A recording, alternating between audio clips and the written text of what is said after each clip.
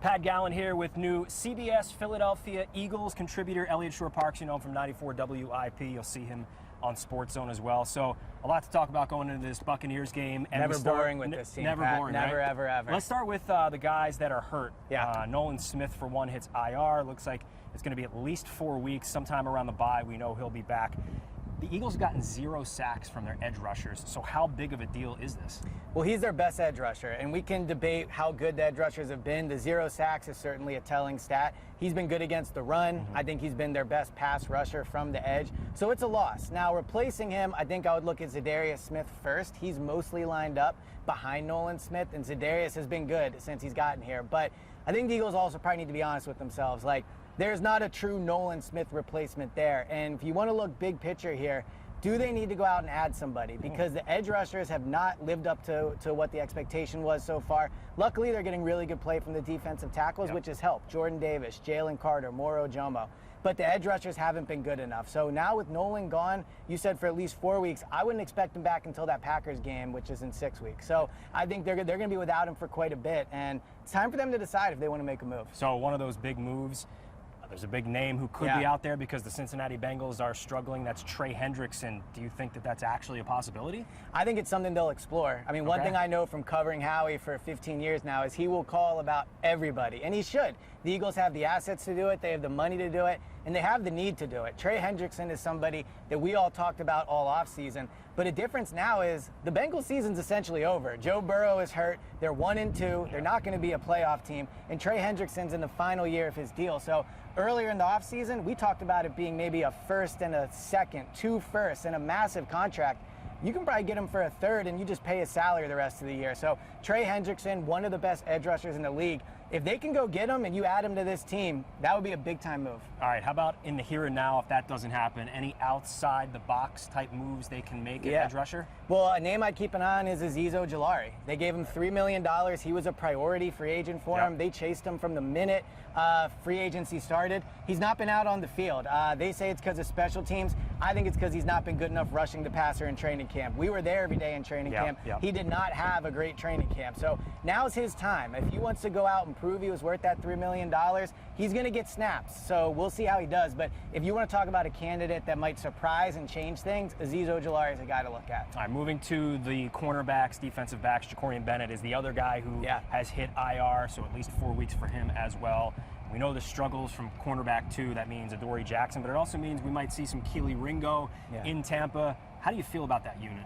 Yeah, so I talked to Kelee about this yesterday, and I said, what have you improved on since training camp? Because Vic Fangio said he has improved since training camp ended, and Kelee said, I'd rather show you than tell you. So he is prepared to go out there. He is prepared to show people that, maybe he should have won that job. This is the first real chance for Kelee to make a statement in the NFL. He's not been a starter. He's not really been given a ton of starting opportunities, but he is somebody the Eagles really like. Physically, he has all the tools. He can match up with any receiver in the NFL. It's about the technique, and it's about consistency. So they're excited about it. I think it will be him out there. Adoree Jackson, we were just out of practice. He's out there, but talking to him in the locker room, I didn't get the sense he's going to play on Sunday. So I'd expect to see Kelee Ringo out there, and if he plays well, he'll win the job. They're not going to bench a young Kelee Ringo if he's out there playing well. Well, we know no Mike Evans for the Buccaneers. Chris Godwin looks like he will be back. It'll be the first time he plays this year. And then Emeka Egbuka, who's the rookie wide receiver who has been turning heads, opening eyes across the league right now. Let's talk about this Buccaneers team as a whole against the Eagles. Jalen Hurts, Nick Sirianni have not fared well against the Buccaneers, especially in Tampa. 1-4 in Nick's tenure as head coach. Todd Bowles just has their number.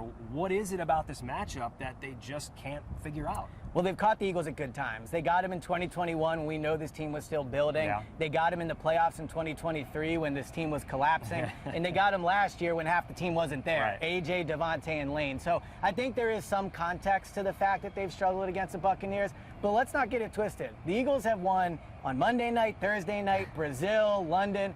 They've not won in Tampa. Yeah. Like, it's just not their strength. So they do have something to prove out there this Sunday. And I think the reason they've struggled against Tampa mostly is Todd Bowles blitzes like crazy. Yeah. He's blitzed Jalen on 71% of Jalen's dropbacks in the past 3 matchups. So he's not afraid to go after Jalen. We know Jalen has gotten better against the blitz, but it's something he struggled with, as all young quarterbacks do, early in his career. So that'll be key this week. And we've talked to players in the locker room. We know that one thing they stress is communication. Sure. They have to be better with communication. That's especially key against the blitz. So it'll really be tested this Sunday. I guess the next question is then, as they head to Tampa a day early, does the heat play a role? And to my eyes and my ears, it probably does, because they are leaving a day early. They're trying to get acclimated to what's going to be 90-degree temperatures, heat into season above 100.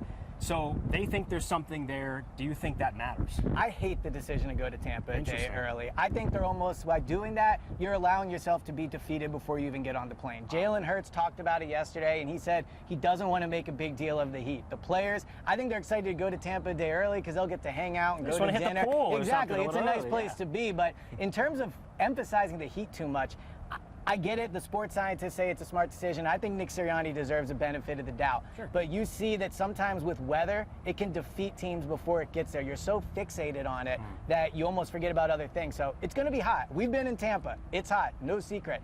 But they're the better team, and they cannot lose this game simply because of the heat. That's not an excuse to go down to Tampa and get your first loss of the season. I'm glad you brought that up, because Baker Mayfield today said something very similar on Mark Sanchez's podcast of all people. Of all people, yeah. He said that there is that factor of feeling defeated, that everybody knows you got to deal with the heat. We'll see how the Eagles can deal with it when they get down there. Last thing, Saquon Barkley. Not the Saquon Barkley we got to see for the first time last year, over 125 yards per game. We know 2,000 yards, all the records, all that.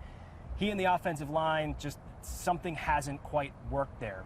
What do you think that is, and how do you think that might change in Tampa? So I'm not worried about Saquon. I saw him in training camp. He touched the ball more times in training camp than he did last year. So they gave him work, and he looked good. He looked fast. He looked in shape. He had days where he dominated training camp.